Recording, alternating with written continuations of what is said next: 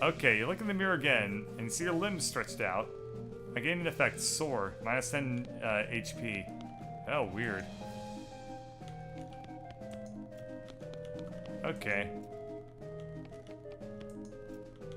So... it's interesting. I'm looking forward to see where all this goes. Talk to the clown. How much are they? What colors do you have? Make a float like this. I'll take one. Okay, so I had to buy another balloon. And now... weren't you on the other... earlier you told me there's another clown with the same face paint. That's right, the other balloon seller. Except I looked at the clown eggs displayed in the slideshow. There's only one egg with that pattern, and it's supposedly taboo for a clown to use another clown's makeup. Oh, say, you're real sharp. Better watch out you don't cut yourself.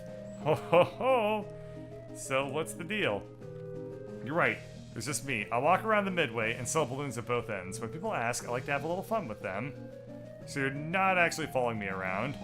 Why would I need to do that? You aren't dangerous or anything, right? Right. Okay.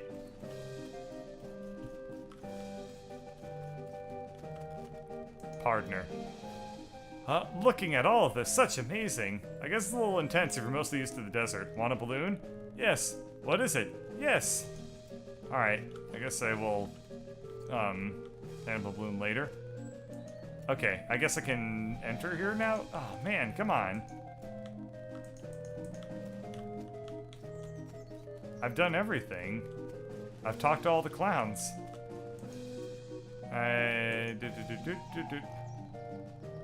Okay, so I've already talked to this clown. I've done this one, I've done this one, I've done this one. I assume that the game won't let me progress until I have interacted with everything here. So, a hot foot-long sausage. Are they actually foot-long? 12 inches, because a lot of guys say that, but I'm just gonna stop you right there, seeing as there's ladies and children present. You want one now? I am a bit of a size queen, as they say. I'd like to see, what are they made of? What do you mean? They're pork. What else do you make sausage out of? I was wondering if you had a vegetarian option. Lady, this is a carnival, not a herbivore. You've been saving that one up, haven't you? For years, thank you, ma'am. How much are they? I cannot buy one. What kinds of, mustard? Brown, yellow, and blue. Blue? Blue mustard? Looks like I'm all out of the blue, sorry. What about cold drinks? Howdy, ma'am. Came to treat yourself to an ice cold soft drink. Since you're selling them in bottles. Got the newfangled crown cork bottle caps and all. How much are they? Can't afford one, of course. Alright.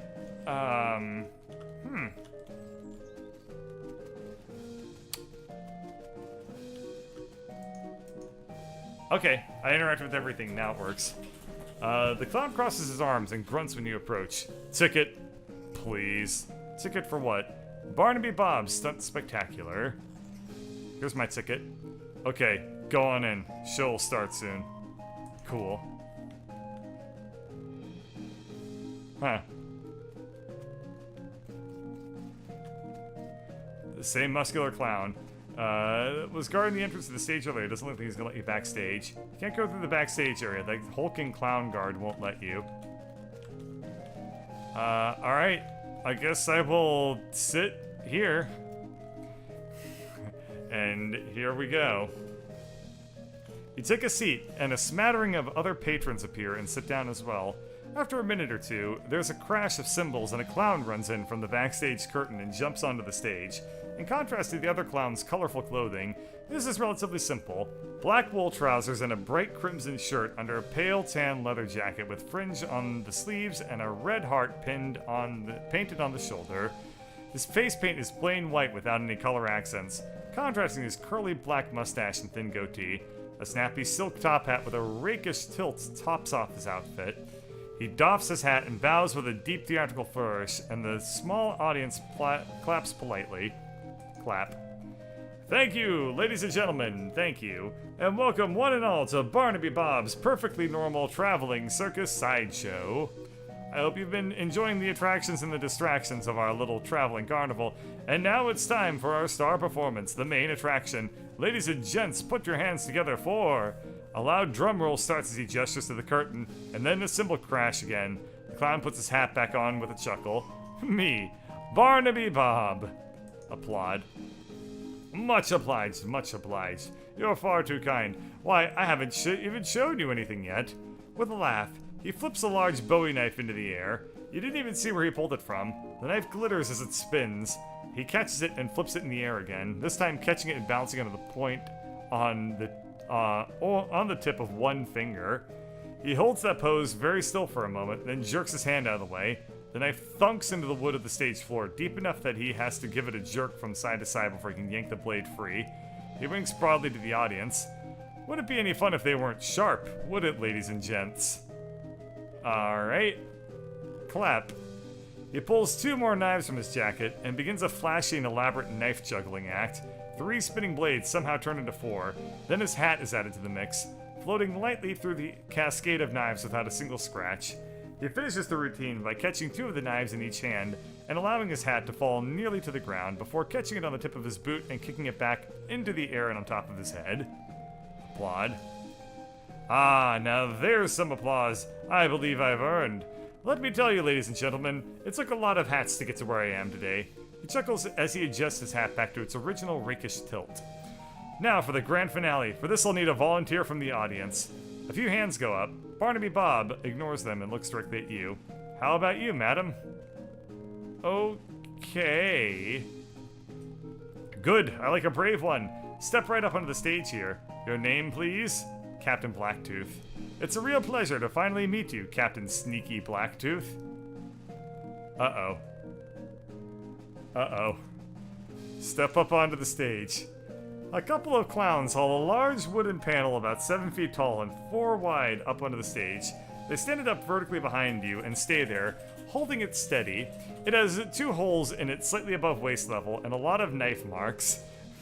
Press your back flat up against the wood, please, and put your hands through the holes. You do so. The holes are just a fraction too high, so it's not very comfortable. And then one of the clowns pulls your arms back tighter and ties them together with a rough hemp.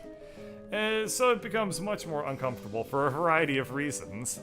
Don't worry, this is just to make sure you don't make any sudden and unexpected movements. We wouldn't want that, would we?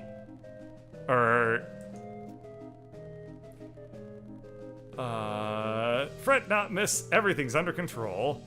He steps up close to you and adjusts your collar, brushes a little dust off your shoulders. My control. You know, Captain, we get a sharp customer through here from time to time, but my, you're the sharpest I've seen yet. However, I'd bet a shiny silver dollar I've got something up my sleeve that's even sharper.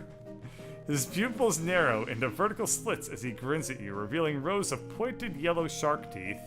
As he turns away, you can see that the heart on the shoulder of his jacket is drawn with an arrow through it and the word Mom. It doesn't look painted on. Free your hands. You struggle a little, but your arms are too tightly bound. The rough hemp rope digs into your wrists. Barnaby Bob strolls to the other end of the stage and turns to face you. Now, don't you worry. This will all be over soon. Just don't move. He has a knife in his hand again, and it gives it a few twirls and flips. Light reflected from the blade glitters in his eyes. Then without warning, he hurls it at you. Thunk! The knife hits the wood before you can even blink, a hair's breadth from your left ear. Stare him down. Barnaby Bob grins at you as the crowd applauds. Another knife appears in one hand and an apple in the other. He tosses the apple to one of the stagehands, who carefully balances on top of your head. Time for the old William Tell routine. A bit of a cliche, perhaps, but there's a reason it's a classic, ladies and gentlemen? Take a deep breath. The crowd watches with rapt attention as he flourishes the knife, spinning it and flipping it behind his back, then fast they can register. Thwack! Cold apple juice dribbles into your hair and down the back of your neck. 2 for 2. What do you say, Captain? Shall we go for one more?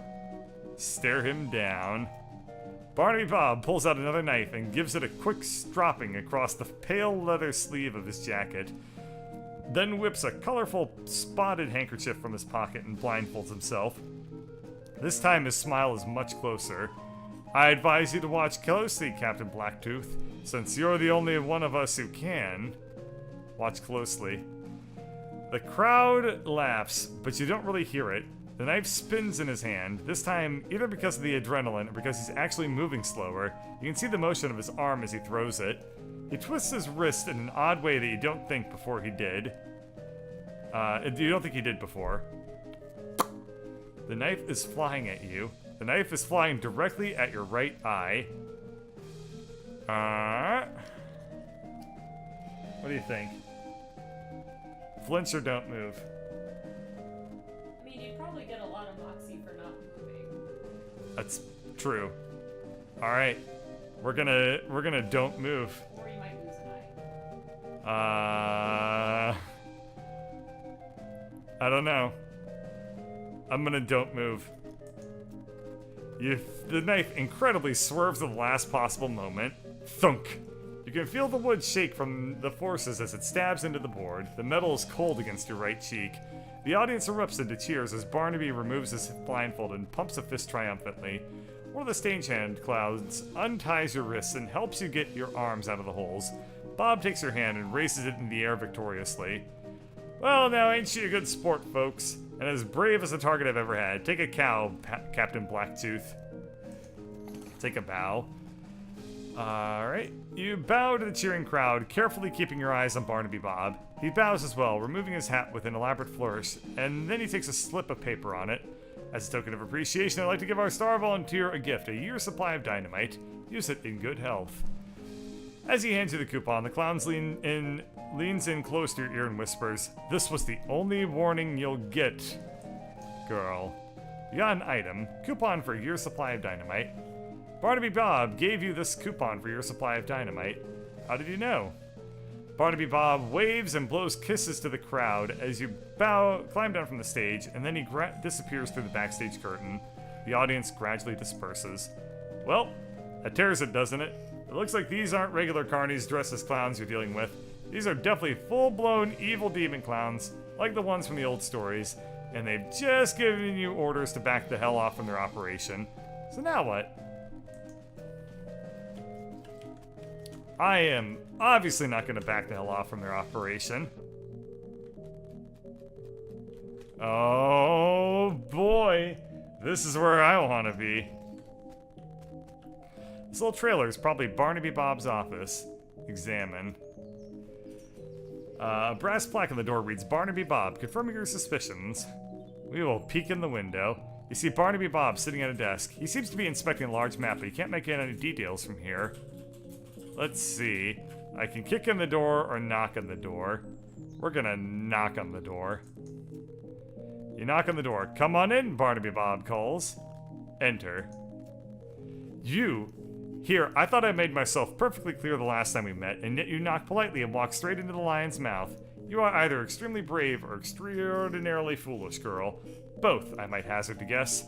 I've got questions I need answered, and you think I'm going to answer them? If I didn't find you amusing, I'd have vanished you off... Oh, wow.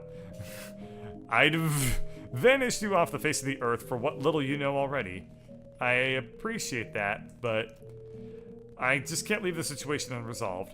What curiosity did to the cat is going to seem like a Sunday picnic compared to what I'll do to you if you anger me, Missy. Go ahead and ask your questions, but bear in mind, I already gave you a fair warning. What are you plotting exactly? Bold as brass you are. If you think I'll answer that, you've got another thing coming, girl. Don't try my patience. Who are you? Why, I'm Barnaby Bob at your service, ma'am. And you know what I mean. And if my estimation of your intelligence was not entirely off the mark, you already know the damn answer. You're wasting my time and yours, and you have precious little. What are you doing here? Straight to the heart of the matter. Why, now, I had you pegged as a clever one, so why don't you tell me? You're here because of the cows? Perhaps you've got a brain rattling around in that skull of yours after all, girl. That's correct. The cows came home, as you say, and we followed them. Why? Don't disappoint me now that you've impressed me, kid. Think about it. Your age-old enemy that you've been fighting since time out of mind ups and leaves. No farewell, no postcard. Wouldn't you want to know what the hell was going on? You don't know? Dear, oh dear, I've gone and said something I probably shouldn't have. Missy, you are Missy, you are treading on some dangerously thin ice right now. I hope you are thanking your lucky stars that I considered you to be essentially insignificant. I can hear those gears ticking in that 3-pound dog's dinner you call a brain, miss. Now it's my turn to ask a question. How are you going to convince me that it shouldn't make you disappear like a fart in a tornado? Well, make it good, Captain Blacktooth. Make it good, because you got one chance at this.